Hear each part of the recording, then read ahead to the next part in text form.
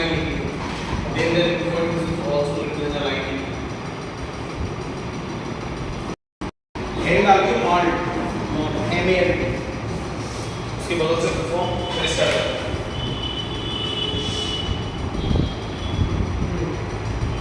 अच्छा पहली बात तो यहाँ पर समझ लेना इसका मतलब होता क्या है। इधर देख भाई, अगर उससे बोले नहीं माल्ट काम करता क्या है, ये मेजरली आपका सबसे ज्यादा जो मेन वर्क करता है इसमें जो लिम्फोइड टिश्यूज होते हैं उनकी मैक्सिमम लाइनिंग करने का काम यही करता है। अच्छा आप बोल रहे हैं कितना लगभग, तो इसका अमाउंट एक्सेस करता है 50%, 50% इसका अमाउंट एक्सेस करेगा। आपसे बोला जाए काम क्या है, जितनी भी आपकी बॉडी में जहां भी म्यूकस की लेयर डिपॉजिट हो रही है उस म्यूकस का काम क्या है। म्यूकस का मीनिंग क्या होगा, जो भी आपके बाहर से पैथोजन आ रहे हैं माइक्रो उनको ट्रैप करना। अब ट्रैप करके रखना ये तो एरिया नहीं होगा, चाहे इसका उसको मारने का भी नहीं होगा, तो यहाँ पर स्पेशल टी लिम्फोसाइट एक्ट करते हैं। समझ में आ गया। तो ये म्यूकोसल एसोसिएटेड लिम्फोइड टिश्यू के साथ कौन होंगे, टी लिम्फोसाइट जो एक्ट करेंगे और डिफरेंट वेरियस जगह पे आपको लोकेटेड मिलेगा। समझ में आ गया। जैसे एग्जांपल आपको तो ध्यान मिलेगा, तो पहला आपको रेस्पिरेटरी ट्रैक्ट में मिलेगा, सेकंड यूरोजेनाइटल ट्रैक्ट में मिलेगा, थर्ड आपसे बोला है कहां मिलेगा, गैस्ट्रिक पाथवे गैस्ट्रिक ट्रैक्ट में मिलेगा। समझ में आ गया। इन सारी जगह इसकी लोकेशन देखने के लिए मिलेगी। इतना क्लियर लीजिए, जल्दी से नोट कर बस यहां पर नोट, उसके बाद एग्जांपल्स नोट कर। डाइजेस्टिव ट्रैक्ट में मिलेगा, यूरोजेनाइटल ट्रैक्ट में मिलेगा, रेस्पिरेटरी ट्रैक्ट में मिलेगा। ये लोकेशंस याद रखनी है इसकी। याद रखियो माल्ट के अंदर मैक्सिमम कौन वर्क करेगा, टी लिम्फोसाइट। बी लिम्फोसाइट काम नहीं करते।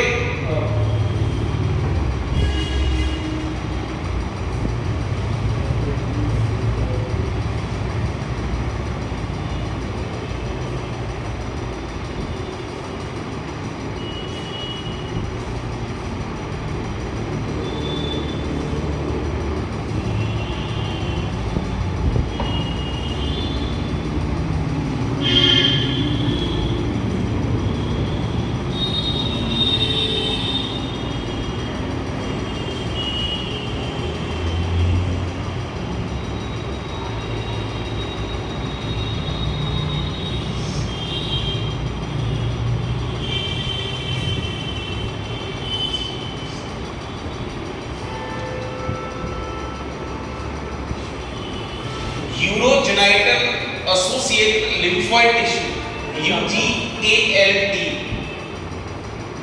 GALT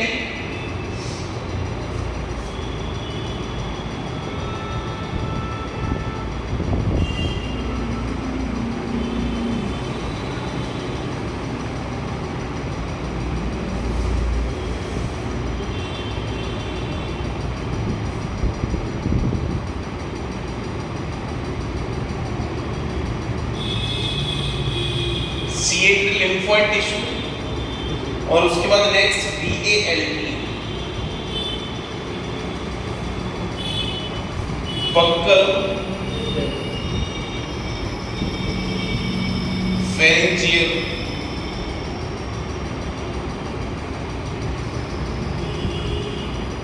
जियर associated lymphoid tissue, associated lymphoid tissue.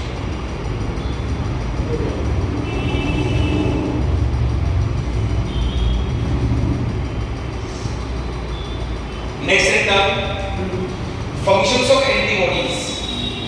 Next heading, functions of antibodies. Functions of antibodies. मैं काम करता हूँ लाइक चालू करते हैं। Functions of antibodies. ये साइड में साथ साथ function of antibodies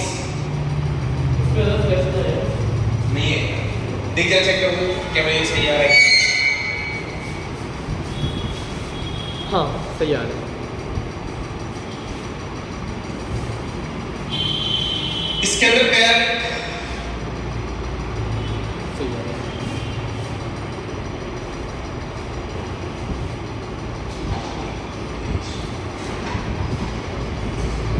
agglutination,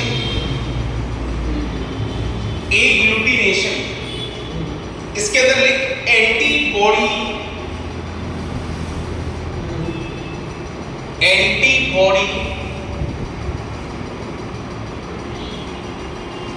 attached with antigen which is present on the surface of pathogen and destroy the pathogen by cell lysis. Second ring डालना, aposonization,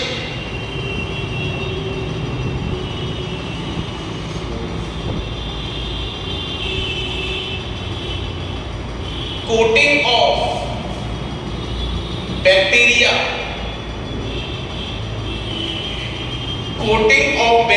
ब्रैकेट में antigen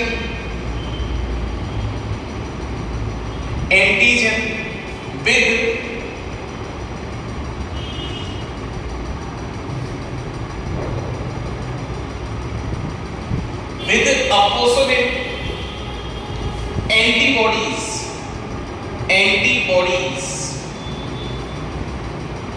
IgG and IgM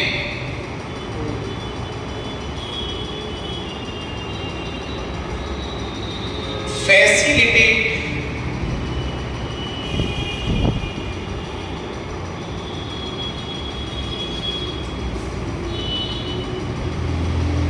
phagocyte cells and these antibodies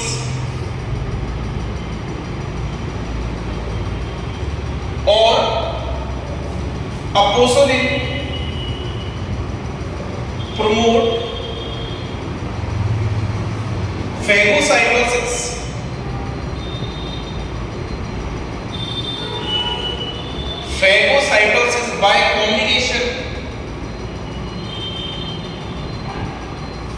by combination with antigen.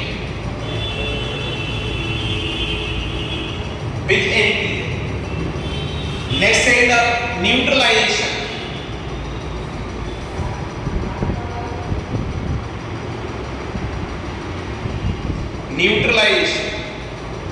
इसके अंदर antibodies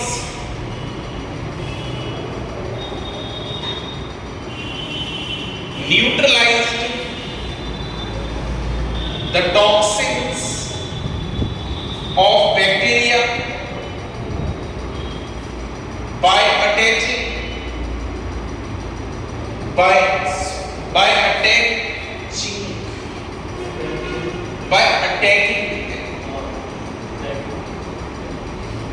attacking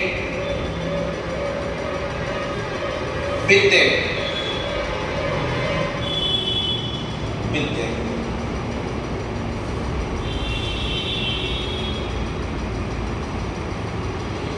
attacking लिखा। अब ले यहां पर समझ। सबसे पहला पॉइंट है एग्लूटिनेशन मतलब क्या होता है। एग्लूटिनेशन सिंपल याद रखना है, जब कोई एंटीजन और एंटीबॉडीज आपस में रिएक्शन परफॉर्म करें, इस पूरी रिएक्शन को बोलते हैं एग्लूटिनेशन। समझ गए आप? Complete reaction of antigen antibodies is known as agglutination. अच्छा आप लोगों को इसमें होगा क्या? जाहिर सी बात है एंटीजन अटैच किया जाएगा, ठीक है। अगर मैं पूरा एग्लूटिनेशन को बोलूं तो मैक्रोफेज आएंगे, मैक्रोफेज देखेंगे भाई एंटीजन कहां हो रहा है, एंटीजन कहीं पैथोजन की सरफेस पे होगा, उसको लिया जाएगा, एंगल्फ किया जाएगा, करने के बाद उसको एंडोसाइटोसिस कर अपनी सरफेस पे कहीं ना कहीं लगा दिया जाएगा। अच्छा कहां लगाया जाएगा? एमएससी साइट पर। समझ में आ गया? एमएससी साइट पर लगेगा। एमएससी साइट पर लगना और लगने के बाद उसके अगेंस्ट एंटीबॉडीज बनना, और एंटीबॉडी जैसे ही बनेंगे, बनने के बाद उसका रिस्पांस उस पैथोजन को मारना, ये पूरा प्रोसेस एग्लूटिनेशन रिएक्शन। समझ गया? या तो यहाँ पर अब आप बोलोगे हमने डिस्ट्रॉय किया pathogen with the help of cell lysis, क्योंकि यहाँ पर सबसे पहले टी सेल्स के जो स्टूडेंट हुए होंगे तो उन्होंने वहां के सेल को ब्रेक डाउन किया होगा और उनको मारना स्टार्ट कर दिया। समझ रहे हैं? अच्छा नेक्स्ट होता है अपोसोनाइजेशन। मतलब क्या है? नाम बता रहा है अपोसोनाइजेशन मतलब अपोजिट रिएक्शन करने वाला। अपोजिट रिएक्शन कौन करेगा? जाहिर सी बात है एंटीजन का पॉइंट कौन है? एंटीबॉडी। मतलब इसके साथ अगर एंटीबॉडी एसोसिएट हो जाए, जुड़ जाए और अटैच हो जाए उससे, उस प्रोसेस को आप बोलोगे अपोसोनाइजेशन। अब आप बोलोगे कौन सी एंटीबॉडी? या तो आईजीजी या आईजीएम, ये आए उसकी बॉडी में और जाकर उसे अटैच कर दे, उस जगह पे लग जाए, उस प्रोसेस को आप बोलोगे अपोसोनाइजेशन। समझ रहे हैं? अच्छा आपसे बोला जाए न्यूट्रलाइजेशन मतलब क्या होता है? बैक्टीरिया ने आपकी बॉडी में क्या किया? इन्फेक्शन कॉज किया, आपकी बॉडी में इन्फेक्शन कॉज अटैक किया पहला, दूसरा इन्फेक्शन कॉज किया और अपने नंबर को इंक्रीमेंट कराया। हो सकता है कोई ना कोई टॉक्सिक मटेरियल को रिलीज किया हो आपकी बॉडी में, उस जो भी केमिकल्स आपकी बॉडी में रिलीज किए गए, अब एंटीबॉडीज आएगी उस पूरा मान लो चलिए तरीके से बॉडी को, ये बॉडी पहले नॉर्मल थी, अब उसे बाहर से बैक्टीरिया आया वो उसकी बॉडी में एंटर गया, अब ये बॉडी एब्नॉर्मल हो गई थोड़ी सी, डिसीज वाले केस में आ गया। अच्छा ये डिसीज है कि नॉर्मल है? अब इसको दोबारा से ट्रीट करना है तो कैसे करेगा इसको? ये बंदा फिर से ऐसा हो जाए, वापस से लाने के लिए आप इसको एंटीबॉडी से देख लो, ये वापस से कैसा हो जाएगा? मतलब जो भी आपका ये कहीं ना कहीं अपोजिट बिहेवियर था इसका। समझ रहे हैं? मतलब आपकी बॉडी में जितने भी इससे जो सिम्टम्स फैलाए हैं उन सबको न्यूट्रलाइज करने वाला एंटीबॉडी है, फिर दोबारा से बॉडी को रीगेन करवा देगा या उसी फॉर्म में ला देगा। एक तरीके से मान ले एसिड बेस की रिएक्शन। समझ रहे हैं? याद रखना होगा जैसे एक न्यूट्रल रिएक्शन होती है, हां उसमें एंटीजन का पैथोजन का एंटीजन लगता है मैक्रोफेज के ऊपर, हां एमएससी सेकंड के ऊपर, हमारी बॉडी फिर किसको मारती है? हमारे मैक्रोफेज को हमारी एबीसी बनाए, हमारी जो बॉडी को एबीसी को नहीं मारेगी, ये रिकॉग्नाइज कर लिया, डिटेक्ट करेगा और एंटीजन से डिटेक्ट करेगा, क्योंकि एबीसी को मारने का फायदा क्या है?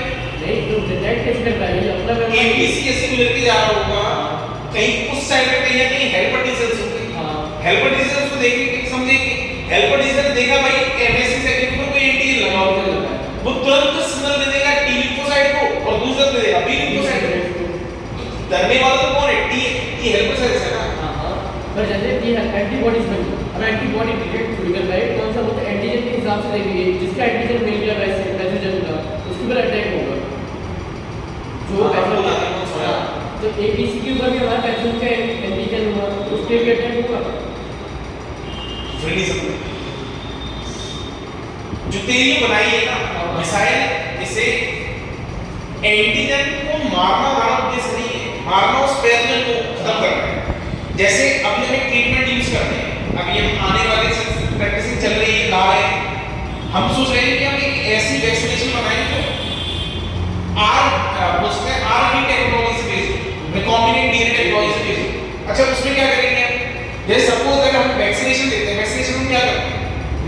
वीक पैथोजन को आपकी बॉडी में डाल दिया। अच्छा बच्चा वाले इस चीज में डाल दिया, ऐसा जब आपका बेबी वाली फॉर्म में थे उसी फॉर्म में डाल दिया। क्यों डाला ऐसा?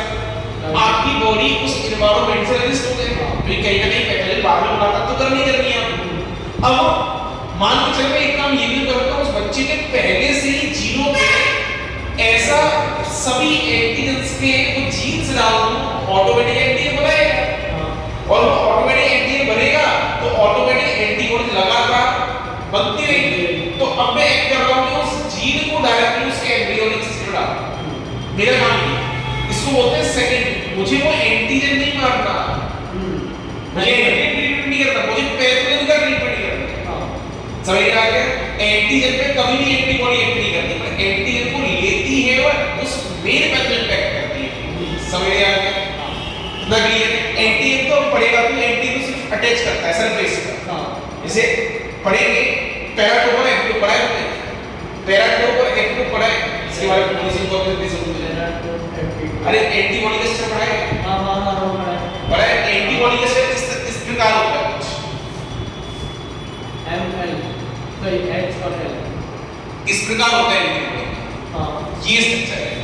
यहां पर एक पर्टिकुलर साइट होती है, यहां पर एक पर्टिकुलर साइट होती है। हां इस साइट को बोलते हैं मोनोसाइट होती है, एक होता है पैरा 2 और जो बाहर से एंटीजन आएगा इस पे लगी होगी वो भी एंटीजन।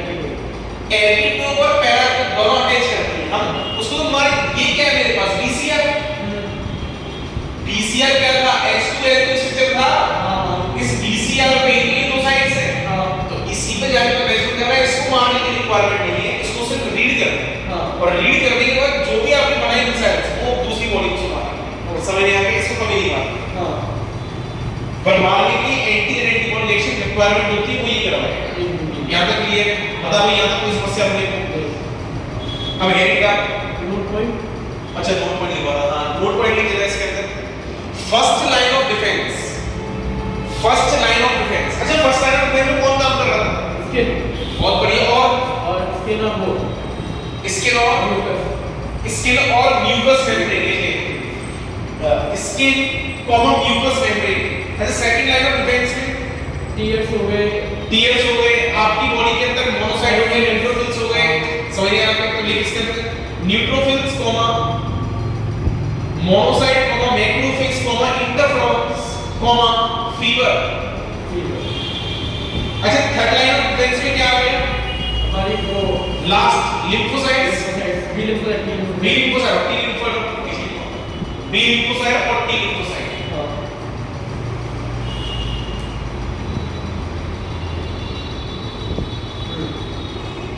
अब हेडिंग डालो।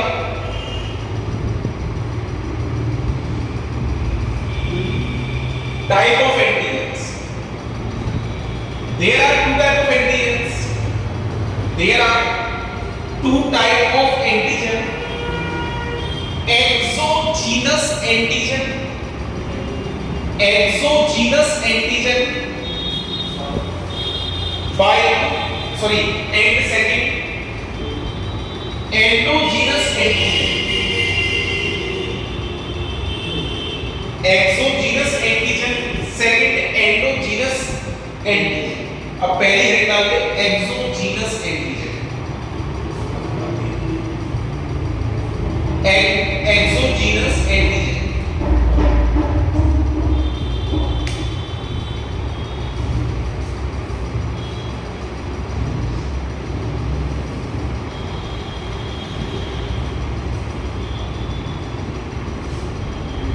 एनसीईआरटी से बाहर का टॉपिक है एक्सोजीनस एंडोजीनस।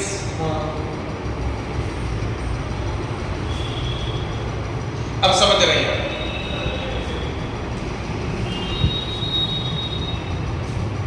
यहां पर देखो एक्सोजीनस एंटीजन होता क्या वो समझ।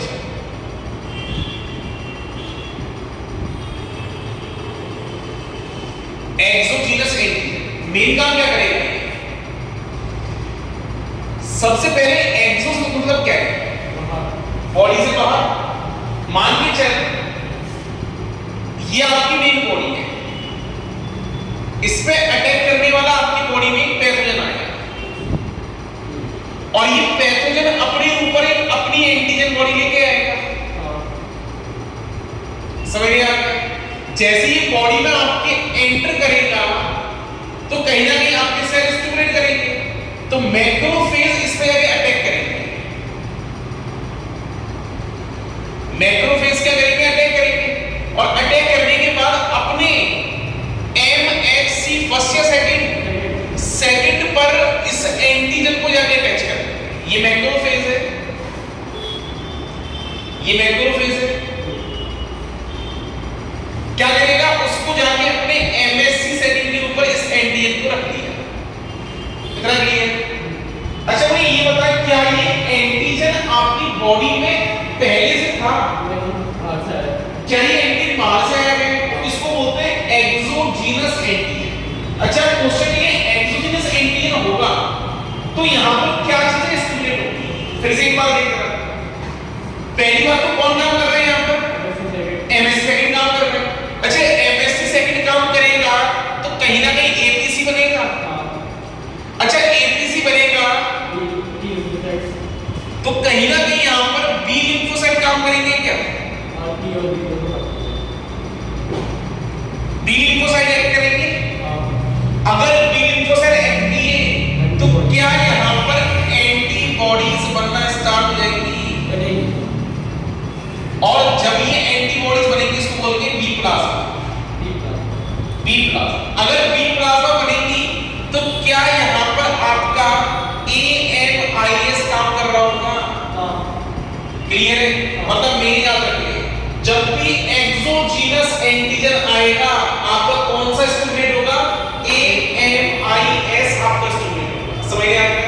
तो याद रखना एक्वायर्ड इम्यूनिटी ग्रेड सिस्टम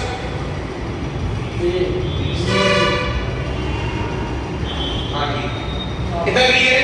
याद CMI भी तो स्टूडेंट होगा। CMI स्टूडेंट यहाँ पर होता है, पर CMI प्रॉपर्ली वर्क नहीं करता। मेन यहाँ पर कौन काम कर रहा है? आपका EMI, जो कि अल्टीमेट फाइनल डेस्टिनेशन तो इसका एक करवाएगा।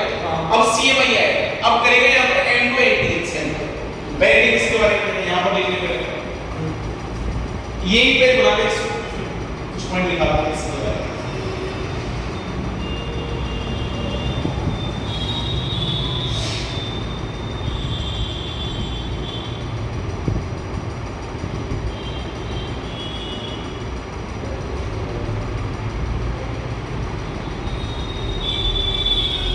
पहला पॉइंट होगा antigen which is generated outside the cell,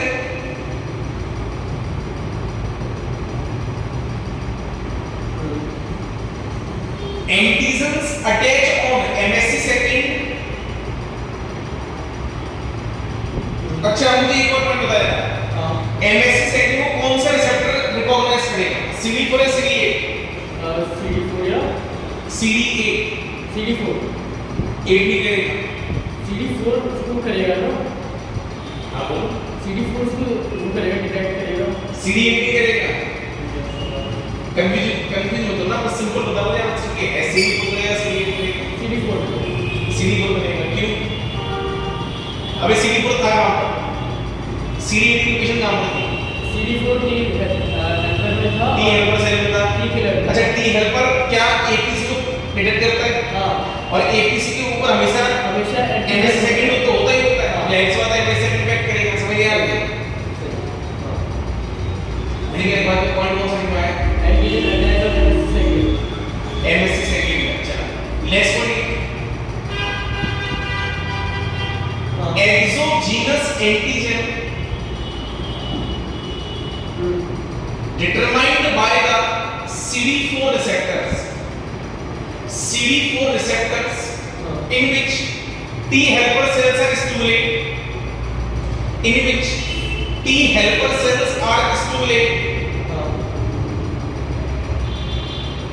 then due to finally acquired molecular antibodies created in immune system,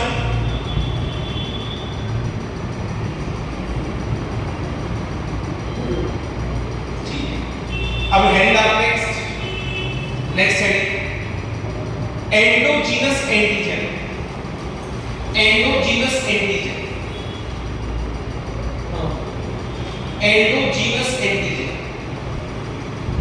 कई से जब एंटीजन उसमें लगे, क्या कह रहे हैं? जब सेल्स का एंटीजन उसमें लग जाए। अब यहाँ पर देखिए, यहाँ पर क्या होगा? अच्छा मुझे ये बता, वायरस के ऊपर सपोज दैट कोई एंटीजन नहीं है, ठीक है, वायरस आपकी बॉडी में आ गया, खुद के सेल से करता है। हाँ, इधर देखिए, खुद के सेल से वो कॉम्बाइन कर देता है और अपने सेल को डैमेज करके करता है। बहुत बढ़िया, इधर देख समझ रहे हैं। ये मेरे पास अपना सेल है, ये मेरे पास अपना सेल है, इसके ऊपर वायरस ने अटैक किया, ये वायरस आया। अब वायरस के पास तो अपनी खुद की मेटाबॉलिज्म है ही नहीं, तो जाहिर सी बात है वो किसकी यूज करेगा? होस्ट सेल की यूज करेगा, तो ये कहीं ना कहीं इसकी मेटाबॉलिज्म का इस्तेमाल करेगा। अच्छा वायरस ज्यादा से ज्यादा ये कितना कर सकता है? अपने जेनेटिक मटेरियल को इसके अंदर इनकॉर्पोरेट करा सकता है, इसके पास कुछ नहीं है, सिर्फ एक टेंडेंसी है कि इनकॉर्पोरेट करा सकता है। करा दिया, क्या होगा? जब इसका जो डीएनए बना हुआ है, ये डीएनए ये ना, और वायरल डीएनए ये ना, वायरल जेनेटिक मटेरियल ये ना, अब क्या होगा? ये आगे जाके ट्रांसक्रिप्ट तो होगा,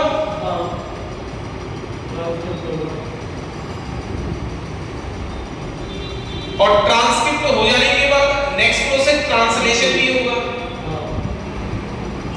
अच्छा जब भी ट्रांसलेशन होगा तो क्या वायरल प्रोटीन बन के रेडी होगी?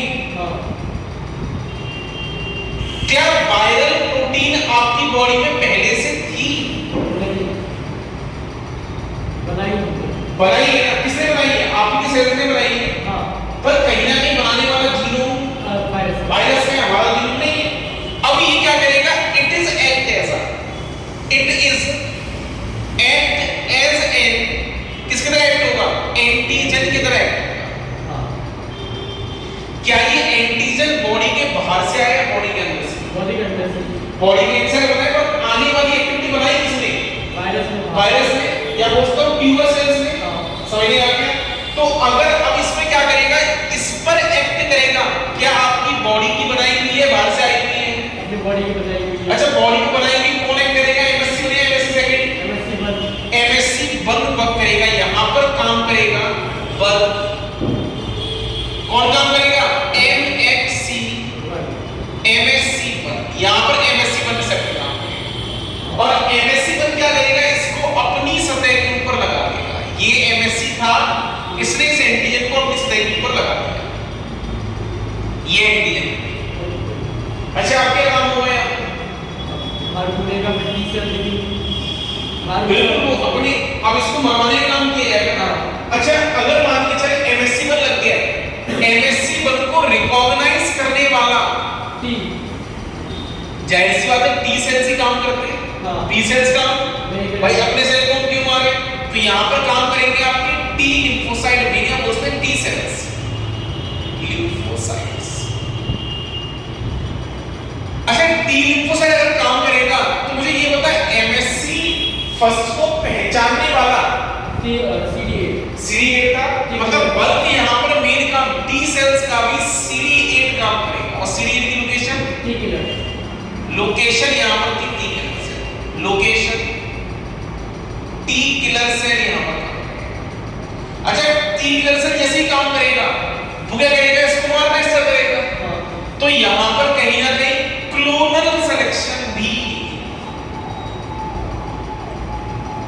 मिलेगा, और मेन यहां पर काम करने वाले TCR समझ लिया आपने, इतना क्लियर है। एक बार देख पहले इस स्टेप में टी लिम्फोसाइट बी लिम्फोसाइट को सिग्नल नहीं देंगे, टी लिम्फोसाइट्स को देंगे, टी हेल्पर देता था। हाँ, टी हेल्पर देता है, एक किसी बनता, यहां पर क्यों लेगा भाई? यहां पर दिक्कत की बात ये होगी भाई, अपना सेल है, पराया होता तो मारते, अपने को कैसे मारे? समझ नहीं आता, तो अपने को मारने को क्यों मारे? लिख ले इसका, वो इसे इंपॉर्टेंट लिख ली। कौन काम कर रहा है, एमएससी फर्स्ट काम कर रहा है, CD8 रिसेप्टर काम कर रहा है, टी लिम्फोसाइट काम करेगा, TCR रिसेप्टर काम करेगा। अच्छा, इसके एग्जांपल्स नोट कर देना। एग्जांपल ये किसके, tumour,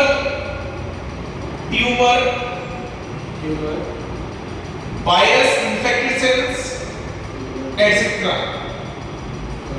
virus infected cells, tumour etcetera. ये चलिए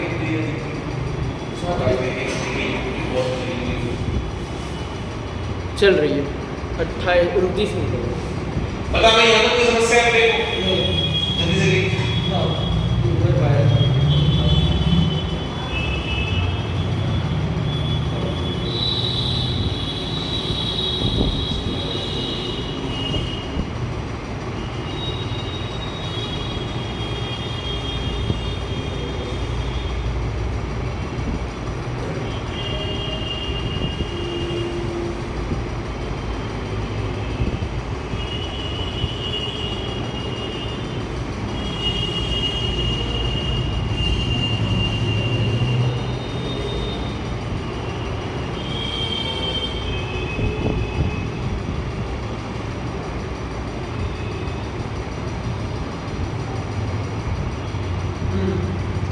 बताओ यहाँ की समस्या है, इतना क्लियर है।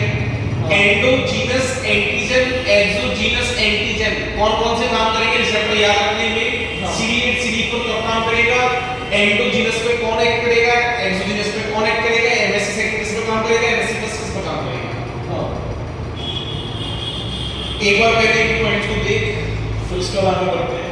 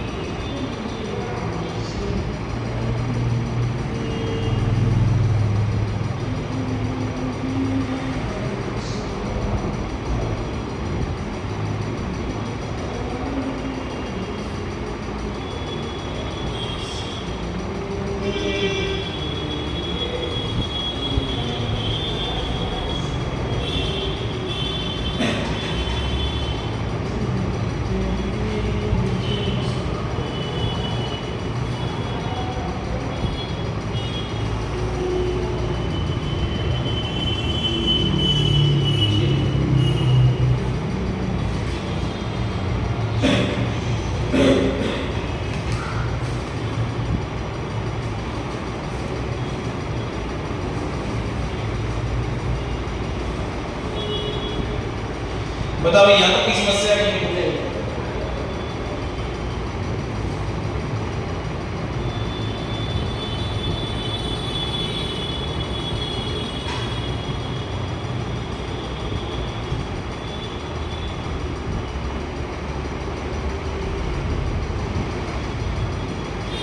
AMIS किस दौरान वर्क करेगा? अच्छा इसमें एक पॉइंट पर ये सब लिखवा दो यहाँ पे CMI वर्क करेगा, CMIS वर्क करेगा।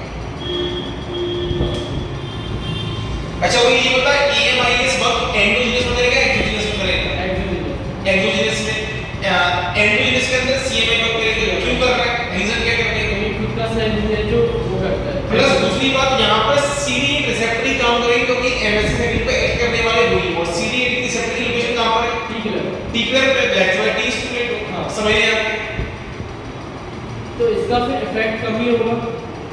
CMI का इफेक्ट कम होता है हमेशा। CMI का इफेक्ट कम होता है पर ट्यूमर सेल के केस में अब AMI तो नहीं बनेगा तो अब CMI काम करना पड़ेगा। जितना कर पाएगा उतना लोगे, अगर नहीं रोक पाएगा तो सप्रेस हो जाएगा। जब भी तो बोलते हैं कैंसर के केस में काहे इलाज पॉसिबल है? जितना काम उसने किया उतना काम कर दिया, इंटरफेरोन ने इतना काम किया कर दिया, अब उसके बाद नहीं हो पानी पॉसिबल। अगर बी प्लाज्मा होते तो हम ट्रीटमेंट ले लेते कैंसर का, बनी का है बी प्लाज्मा क्योंकि वायरल प्रोटीन जो बन रही है वो किससे एक्ट कर रही है? MSC1 से। अगर इसमें पहले बता था मैं कि MSC1 से कर रही है तो बोलता ये MSC1 से क्यों कर रही है? MSC2 से कर रही है। समझ आ गया? अब रीजन ये कि MSC1 से कर रही है और MSC1 से करेगी तो आपका बस जो एक्ट करेगा वो CD8 ही एक्ट करेगा और CD8 सिर्फ मात्र हेल्पर T सेल्स पर होता। फिर सुन ले CD8 अगर हेल्पर T सेल्स पर होता तो B लिम्फोसाइट काम करते हैं, B भी काम। हां समझ में आया? बेशक दिक्कत ये पड़ेगी कि B काम कर ही नहीं पा रहे इसलिए पूरी T स्टूडेंट हो गए। तो MSC फर्स्ट की तो वो हो गए फंक्शन हो गए, एक मैचिंग का काम आता है, दूसरा CD8। बिल्कुल हम खुद के ऐसे वायरल प्रोटीन जैसे कैंसर केस में कुछ प्रोटीन वायरल प्रोटीन बनती है तो उन्हीं को हम इसमें खुद के रिसेप्टर से नहीं करा सकते, मतलब आर्टिफिशियल रिसेप्टर से MSC सेकंड में कैसे ये समझ नहीं आया? जैसे जो वायरल प्रोटीन बनती है कैंसर के टाइम में अगर सर उसके एंटीबॉडीज उसके ठीक अपोजिट नहीं बना सकते सेल तो वायरल प्रोटीन बनी किससे बनी? ऑन्कोजीन से बनी। ऑन्कोजीन किसका हिस्सा है? हमारी बॉडी का मतलब कैसे बनाएगा? अब हमारी बॉडी को तो रिसेप्टर में सिर्फ एक ही पकड़ेगा MSC1 का। MS सेकंड की तो बात पहुंच ही नहीं पाएगी। MS सेकंड से कुछ एक्सटर्नल सिर्फ ओनली एक्ट करेगा एक्सटर्नल वाले केस में, वो इंटरनल पे काम करेगा। और जितने भी हमारे खुद की सिंड्रोम्स होते हैं, ऑटोइम्यून सिंड्रोम्स होते हैं, मतलब खुद के सेल से ऑटोइम्यून डिसऑर्डर उसमें MSC फर्स्ट ही होते हैं हमेशा। MSC फर्स्ट रिस्पांसिबल बिल्कुल। MS सेकंड काम नहीं करेगा। मेरे कहा ना MSC सेकंड मिसाइल है। हां जब ये सिर्फ दूसरों के लिए छोड़ी जाएगी, अपने केस में नहीं छोड़ी जाएगी। हां जब भी तेरा काम करेगा ना डिसऑर्डर जो होगा वो MSC1 से रिलेटेड होगा और MSC1 से रिलेटेड जो भी होगा वो B प्लाज्मा सेल्स नहीं होंगे, सिर्फ ओनली T सेल्स। समझ गए आप? B प्लाज्मा काम कर रहे होते हैं, बॉडी नहीं रहती, बॉडी खत्म हो चुकी होती है। हां समझ गए आप? अच्छा एक पॉइंट ऐड कर लें इसी बीच में।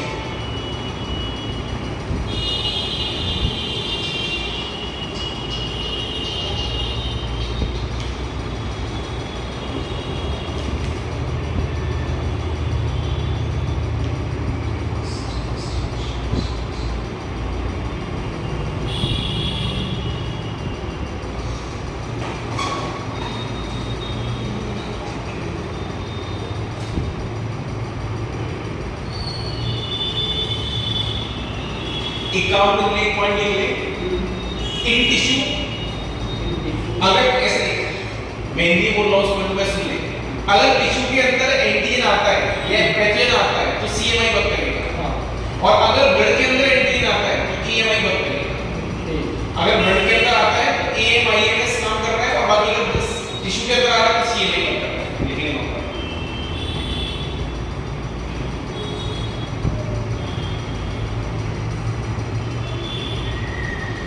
नेक्स्ट सही डालना एंटीबॉडीज।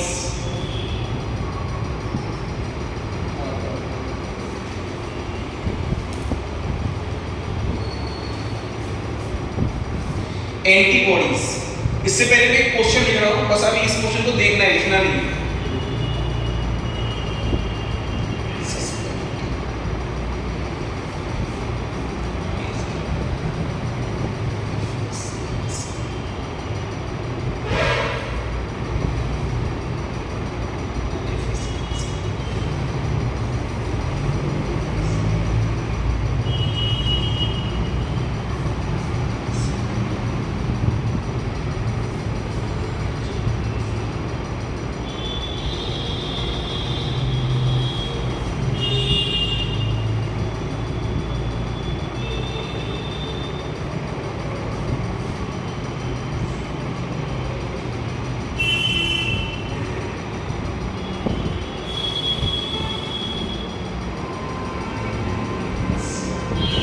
क्वेश्चन क्या बोल रहा है, क्वेश्चन देखिए। If you are suspect major deficiency of ए मतलब एंटीबॉडीज, तो इंग्लिश में मतलब we look for confirmatory antibodies. Antibodies की कमी हमारी बॉडी में, किसी आदमी की बॉडी में आपको महसूस हो रहा है कि भाई इसकी एंटीबॉडीज की कमी है, अब मुझे महसूस हो रहा है ना, हाँ। महसूस तो ये नहीं हो यहाँ पर, हाँ। मैं चाह रहा हूँ आप एक रिपोर्ट करा के लाओ, और रिपोर्ट सिलेंडर का है, रिपोर्ट करा के लाओ, और रिपोर्ट में आप ये आपकी रिपोर्ट में मुझे बताइए कि सिम्टम्स एंटीबॉडीज डाउन क्या है, हाँ। पर आप एक कंफर्मेटरी टेस्ट हो जाएगा कि आप एंटीजन आपकी बॉडी में, एंटीबॉडीज आपकी बॉडी में कम है, तो इसके लिए मैं कौन सा टेस्ट करवाना से प्रेफर करूंगा, आप क्या करोगे इसमें, टेस्ट कराना करवाना प्रेफर करोगे, वो सीबीसी परफॉर्म करा देते हैं। सीबीसी में कैसे पता करेंगे, टी सेल्स और डी सेल्स के बहुत जाएंगे, अमाउंट्स आ जाते हैं, ठीक है।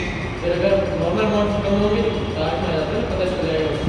अच्छा, इसका वो सही बोला, सीबीसी करवा, सीबीसी में बी लिम्फोसाइट आ जाएगा, मैं चाह रहा हूँ कि प्रॉपर्ली इंफॉर्मेशन बी लिम्फोसाइट की, अब मैं क्या करूँ, तो बोन मैरो पे टेस्ट कराएं, बोन मैरो तो बोन मैरो स्टडी होगी, बोन मैरो में देखिए कहाँ से जाएगा, माने आईडी रहेगा, और बोन मैरो की मुंबई होगी साइड में लेनी पड़ेगी, 4 नंबर में पड़ेगी तो कर लेंगे। क्या करेंगे? अब इसके केस में तो क्या कराएगा, बोन मैरो जब करवाते हैं हमारी बॉडी में सेल्स नहीं बनते, हाँ जैसे लगता है ना कि प्लेटलेट डिस्ट्रक्शन मैक्सिमम हो रहा है, आरबीसी बन रहे हैं, खत्म होगा तुरंत, हाँ। ये क्या कमी है, डॉक्टर ने डिटरमाइन कर पाए, अब बोन मैरो टेस्ट कराओ, ये फाइनल टेस्ट है। अच्छा, अब इस वाले केस में क्या करेगा, एक काम कर, इस आदमी का ब्लड निकाल, अच्छा मैं किसकी बात कर रहा हूँ, एंटीबॉडीज की बात कर रहा हूँ, डी सेल्स, तो एक काम कर ले, इस ब्लड में से मेजर फैक्टर माइनस कर दे, ब्लड सेल्स को माइनस कर दे, ठीक है, ब्लड सेल्स सारे माइनस हो जाएंगे, प्लस यहाँ पर क्लॉटिंग फैक्टर्स को भी माइनस कर दे। माइनस, अच्छा क्या बच गया, ये सेरम, क्या ये सेरम मिल गया, हाँ अब जो आपका सेरम है इसके अंदर चेक कर कि आपकी यहाँ पर ग्लोबुलिन कितनी है, हाँ यहाँ पर ग्लोबुलिन कितनी है? प्रोटीन कितनी है, जितनी ग्लोबुलिन प्रोटीन होगी जाए इसका मतलब आपकी बॉडी में एंटीबॉडी जितनी होगी, तो आप सिंपल सी बात है, आप सेरम टेस्ट कराइए, सेरम ग्लोबुलिन टेस्ट कराइए, जो कंफर्मेटरी टेस्ट है इसका, देखिए वहां पर serum globulin test, serum globulin test is a confirmatory test.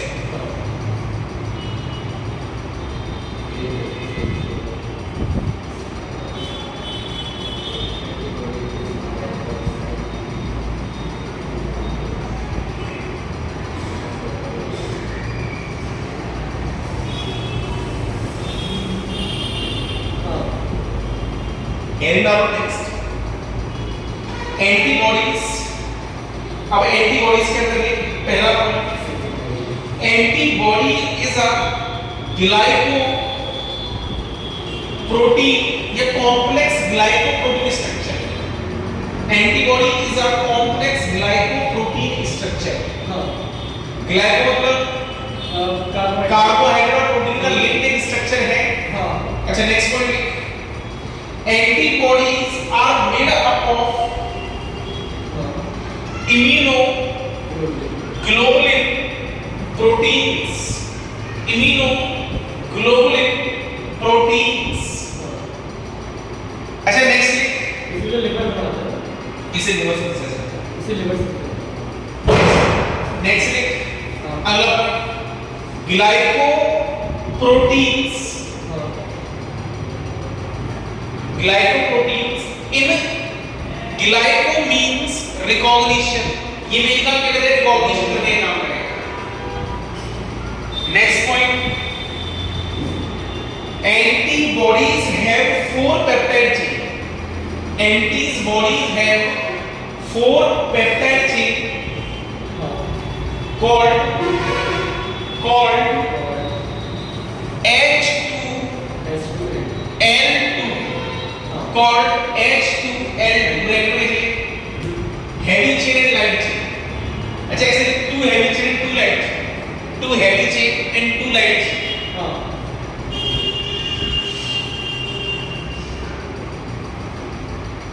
Next point, antibodies have bi-shaped structure, bi-shaped structure। अब नेक्स्ट हेड डालें, स्ट्रक्चर ऑफ एंटीबॉडीज।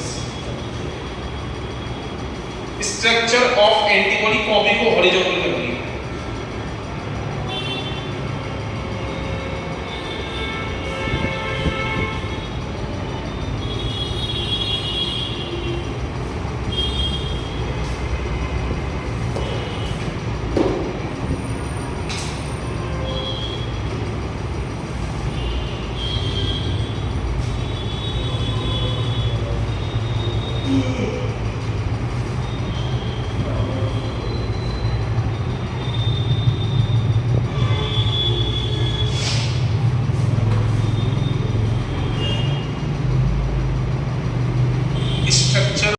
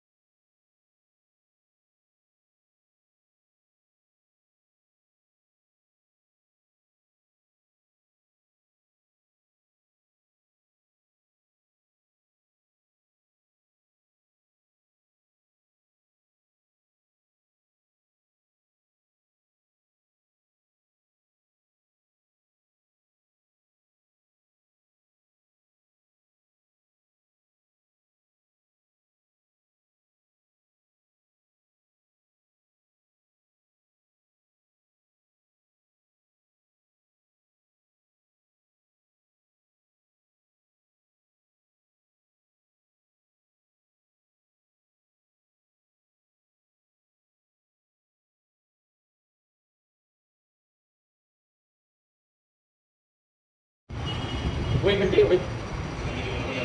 हाँ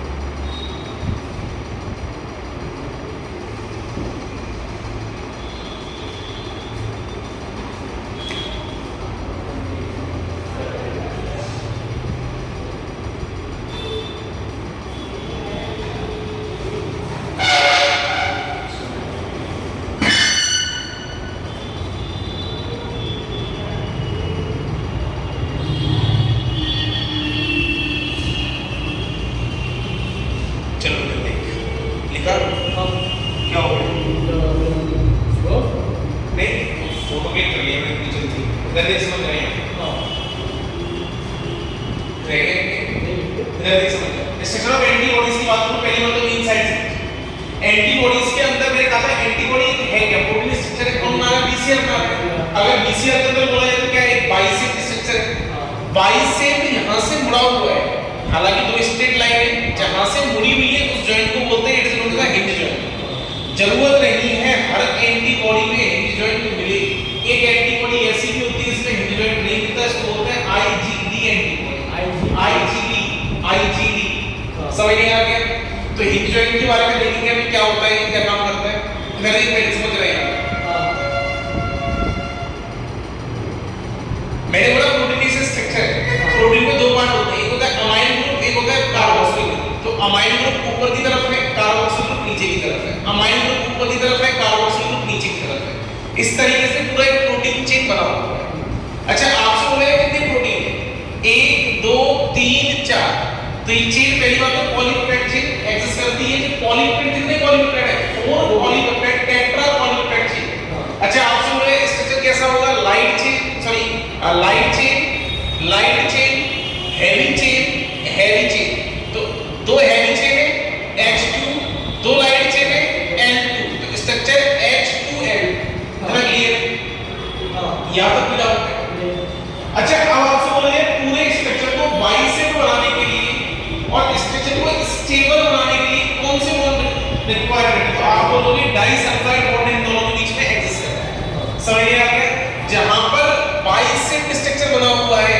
वहां डाइसल्फाइड नहीं एग्जिस्ट करेंगे समझ में आ गया जहां पर बाइसेप एग्जिस्ट कर रही है वहां डाइसल्फाइड एग्जिस्टेंस नहीं करेगा जबकि डाइसल्फाइड कहां मिलेगा सिर्फ वहां पर हिंज जॉइंट से नीचे तो डाइसल्फाइड हिंज जॉइंट से ऊपर एग्जिस्ट नहीं करता पर अपोजिट साइड मतलब यहां पर कहां पर लाइट चेन की तरफ हिंज जॉइंट लगा हुआ कितना क्लियर है डाइसल्फाइड बॉन्ड के बीच में बन सकते हैं दो प्रोटीन के स्ट्रक्चर दो प्रोटीन के बीच में स्ट्रक्चर उन दोनों के बीच में क्यों नहीं बनता है किनके बीच? इन जॉइंट के ऊपर वालों के स्ट्रक्चर के बीच। यहाँ पर हाँ, मतलब इन दोनों के बीच में, दो हेवी चेन के बीच में, इन जॉइंट के ऊपर। इन दोनों के बीच में क्यों नहीं बन पाया? हाँ। इन दोनों का रीजन ये है ना, यहाँ पर स्टार्टिंग से ही डाइसर्वर नहीं था। अच्छा। डाइसर्वर तो जब बना है इन दोनों लिंक थे आपस में। हाँ। तो यहाँ पर डाइसर्वर लग गया। हाँ। और यहाँ पर लिंक नहीं है, तो ये डाइसर्वर एग्जिस्ट नहीं कर रहा। लाइट चेन आ गई। लाइट चेन आ गई दोनों। हाँ। समझ में आ गया? इन दोनों के बीच में लग चुकी है। हाँ। अब यहाँ पर एक चीज समझ कर आ, ये जो आर्म है ये पूरी, ये कंप्लीट आर्म, इसको बोलते हैं एंटीजन बाइंडिंग साइड। ये पूरी कंप्लीट आर्म। अब आपसे बोला जाए इसमें क्या है? दो चीज इससे जुड़े हुए हैं, एक लाइट चेन का हिस्सा है और एक हैवी चेन का हिस्सा है। अच्छा, लाइट चेन वाला जो होगा और हैवी चेन वाला जो होगा, ऊपर ऊपर वाला पोर्शन, इसको मार दो, ये पोर्शन, ये पोर्शन तुझे नहीं करना है, मार्क करके बता दिया है। हाँ। ये पोर्शन वो है जो अपने आप को बार-बार में चेंज करेगा, अपने स्ट्रक्चर बार-बार में चेंज करेगा। चेंज करना मतलब वेरिएबल। तो अब आप बोलोगे वेरिएबल कौन सा वेरिएबल? तो वेरिएबल हैवी का भी पार्ट है, वेरिएबल लाइट का भी पार्ट है। हैवी का भी पार्ट है, लाइट का भी पार्ट है, दोनों मिलाकर जो वेरिएबल बना रहे हैं उसको बोलते हैं पूरा कंप्लीटली एंटीजन बाइंडिंग साइड। अब आप बोलोगे variable for attachment of antigen. मान के चल, जैसे एक तार है और ताले की है, पर्टिकुलर की होती है। अच्छा, अगर मान के चल उस ताले में तो कोई रैंडमली कोई और की घुसे, क्या लगता है? जिस ताले में खांचे बने होते हैं वैसे ही सेम खांचे की आपको की चाहिए जब भी वो एंटर जाए, इधर में नहीं जाएगा। सिमिलरली एंटीजन अपने पास जो साइड लेके आ रहा है एपिटोप व्हिच इज फिक्स्ड, ये फिक्स्ड है, ये चेंज नहीं होगी। बट एपिटोप को देखकर जैसे एपिटोप्स है उसके आधार पर अपनी साइड का डिफॉर्मेशन कर रहा है, चेंज कर लेना, वो डिपेंड करता है आपके पैराटोप्स के ऊपर। समझ में आ गया? पैराटोप्स वेरिएबल होते हैं, एपिटोप वेरिएबल नहीं होते। अब आप बोलोगे क्या पैराटोप टीवी के एंटीजन के लिए अलग है? क्या पैराटोप के साथ पोलियो के एंटीजन है उसके लिए अलग है? हर किसी के लिए एंटीजन के केस में एपिटोप की पोजीशन अलग-अलग होती है, पैराटोप की पोजीशन भी अलग होती है। समझ में आ गया? बट एक चीज याद रखना, जो पैथोजन ने एंटीजन बनाया होगा in the case of TB और टीबी का दूसरा भी आ रहा होगा तो एपिटोप की पोजीशन फिक्स। मतलब अगर मान के चल टीबी का एक बैक्टीरिया है, हाँ। फिर टीबी का एक और बैक्टीरिया है, हाँ। अगर ये अपने पास एंटीजन लेके आ रहा होगा, ये भी अपने पास एंटीजन लेके आ रहा होगा, तो इन दोनों का जो एपिटोप है वो फिक्स है। मतलब सेम बीमारी का ये epitope same type of infections के या उनके पैथोजेंस के एंटीजंस क्या होते हैं, एपिटोप्स क्या होते हैं, सेम होते हैं। अब इतना क्लियर? एपिटोप के आधार पर पैराटोप चेंज होगा। समझ में आ रहा है? जिस प्रकार का ये है उसके आधार पर उसने अपने चेंज कर लिए आर्म्स, तो इसको बोलते हैं वेरिएबल आर्म। ये दोनों ही वेरिएबल आर्म के अंदर इन्वॉल्व होती है, दोनों चीज वेरिएबल आर्म के अंदर इन्वॉल्व है। इतना क्लियर? अच्छा, अभी नीचे वाली को है, यहां से रेड केस नीचे वाला, ये पूरा क्वेश्चन, ये दोनों वो है जो चेंज नहीं होते, इसको बोलते हैं कांस्टेंट आर्म। अब जाहिर सी बात है ये इसका लाइट का है और ये हैवी का है, तो इसको बोलेंगे constant region of heavy chain, इसको बोलेंगे कांस्टेंट रीजन फॉर लाइट। उसके बाद नेक्स्ट देख भाई, सिमिलरली ये वाला पार्ट भी वही होगा।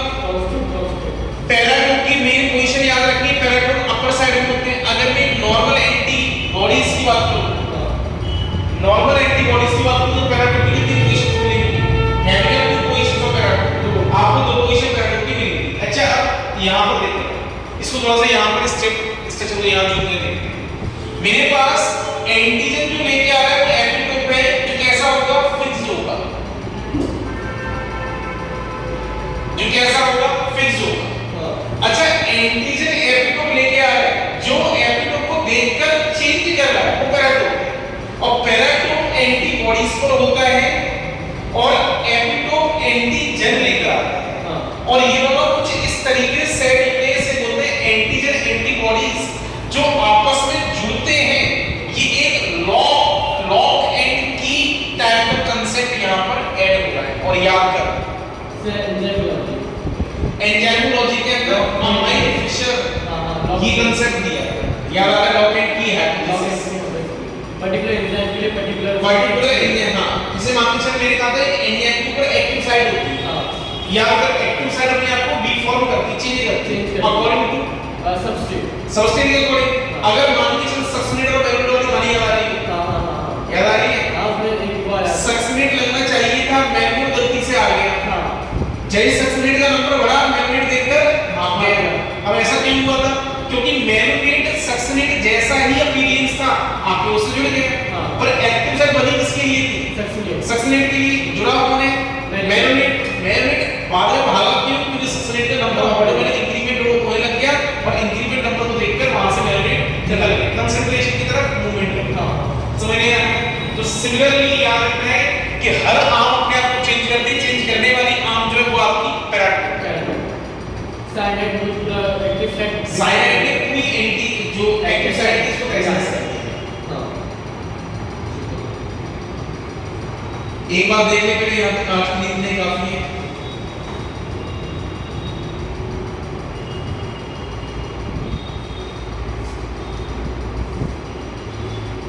टीवी को बंद कर दी।